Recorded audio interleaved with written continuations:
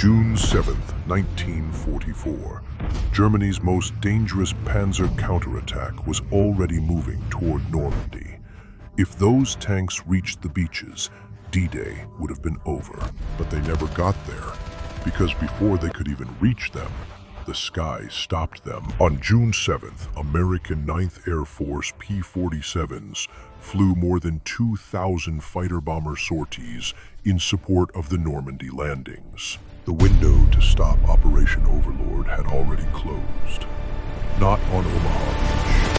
June 7th, 1944. Germany's most dangerous Panzer counterattack was already moving toward Normandy. If those tanks reached the beaches, D-Day would have been over. But they never got there, because before they could even reach them, the sky stopped them. There's a question buried deep inside the history books. Was D-Day decided on the beaches or on the roads that led to Normandy? And when you start searching for that answer, you find a battle that began before the tanks arrived and ended in the air. This is the story of the men who never saw the beaches and still saved Operation Overlord. June 7th, 1944. At a German headquarters near Paris, General Leo Geyer von Schweppenberg stared at the scattered maps across his operations table. The pins marking Panzer Division locations had been placed by his own hand, the work of an experienced commander. Erwin Rommel had warned that moving during daylight was an invitation to death. Von Schweppenberg disagreed. The sky would decide. Panzer Lehr rolled out from Chartres. The 12th SS Panzer Division Hitlerjugend, under SS Brigadeführer Fritz Witt and Kurt Meyer, was advancing from Lisieux.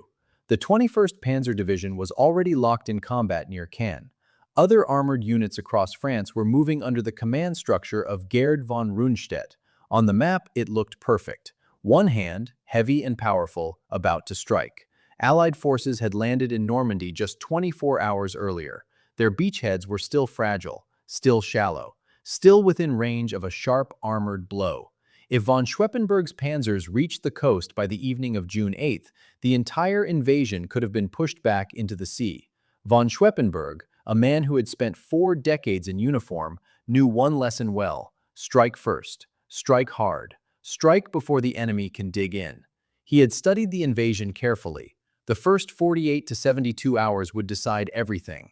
During that window, a concentrated panzer strike could split the Allied beaches apart, just like German armor had done at Dunkirk in 1940. On the morning of June 7th, von Schweppenberg was confident. But what he didn't know was that the roads themselves had already become a battlefield. And on that battlefield, his panzers had already lost. Reports started arriving after 9 a.m. At first, everything sounded routine. Air attacks on approach routes, a fuel convoy destroyed near Alençon. Columns stalled south of flares because bomb craters had shattered the roads.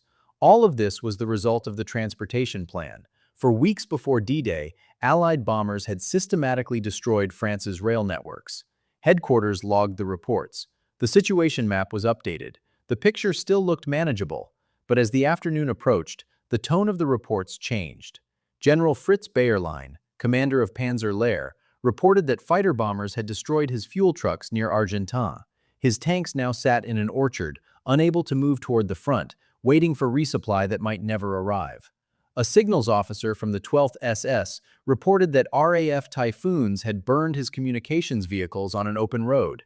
3 staff cars destroyed, 6 men dead. The regimental command net temporarily silent. By midday, individual incidents had turned into a flood.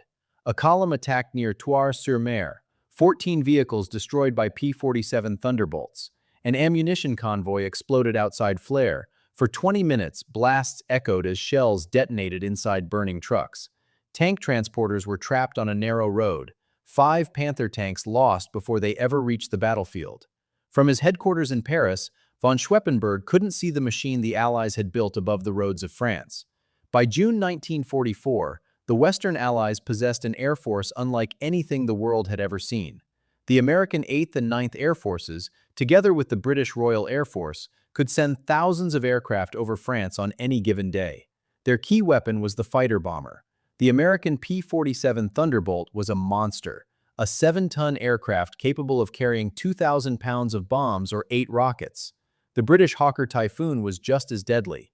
Armed with RP-3 rockets, powerful enough to tear open German vehicle armor, The Typhoon had been built specifically to destroy armored columns. But aircraft were only one part of the system. The transportation plan had systematically crippled France's railways, bridges, and road junctions.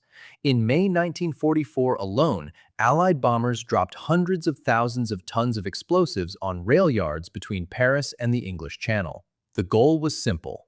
When the invasion came, German divisions would find their railways shattered, and their roads would lead through choke points where Allied aircraft could wait. On June 7th, American 9th Air Force P-47s flew more than 2,000 fighter-bomber sorties in support of the Normandy landings. RAF Typhoons added hundreds more. Within 100 kilometers of the beaches, every major road was under constant patrol from first light to dusk. Von Schweppenberg's Panzer divisions were not advancing toward battle. They were driving straight into a trap. By 3 p.m., the reports could no longer be ignored. Panzer Lehr, the elite formation, was bleeding out on the roads south of Caen. Fuel trucks were burning, ammunition vehicles were exploding, half-tracks carrying Panzer grenadiers were scattered across the countryside. Bayerlein himself had barely survived that morning.